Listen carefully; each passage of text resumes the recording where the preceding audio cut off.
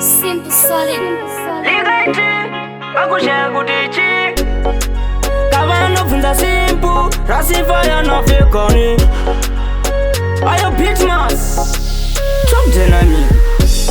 Baby akati hande Feka woforosi ndatisunga bande Toda kuyenda kunotamba mande Tukuda kuyenda kumanginde nginde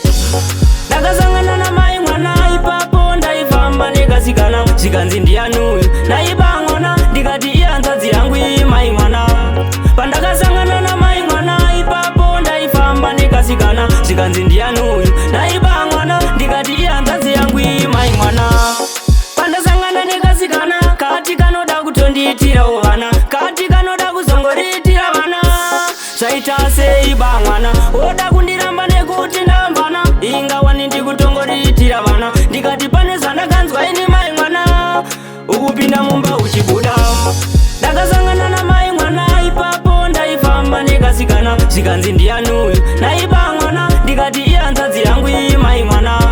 pandakasangana na mai mwana ipapo ndaifamba nikasikana zikanzi ndiyanuyu naibamwana ndikati iyanzadzi yangu mai mwana bebi ndatipfeka pamushoti toda kutamba tigopedza masports tichihusura takabata makotsi ndakarohwa ndikatoti rikiti negotsi ndati bebi uya kuno ndoda kutamba ndakakubata muchuno faramasi saiweyo kana muno ndoda kuvanzvenga ungero naudhino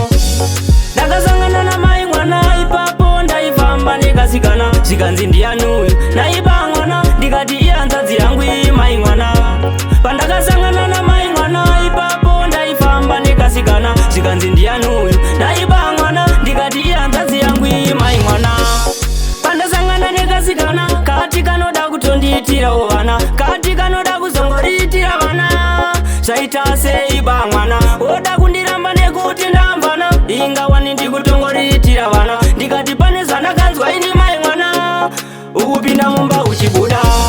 ndakasangana na mai mwana ipapo ndaifamba nikasikana zikanzi ndiyanuyu naibamwana ndikati iyanzadzi yangu mai mwana pandakasangana na mai mwana ipapo ndaifamba nikasikana zikanzi ndiyanuyu naibamwana ndikati iyanzadzi yangu mai mwana bebi ndatipfeka pamushoti toda kutamba tigopedza masports tichihusura takabata makotsi ndakarohwa ndikatoti rikiti negotsi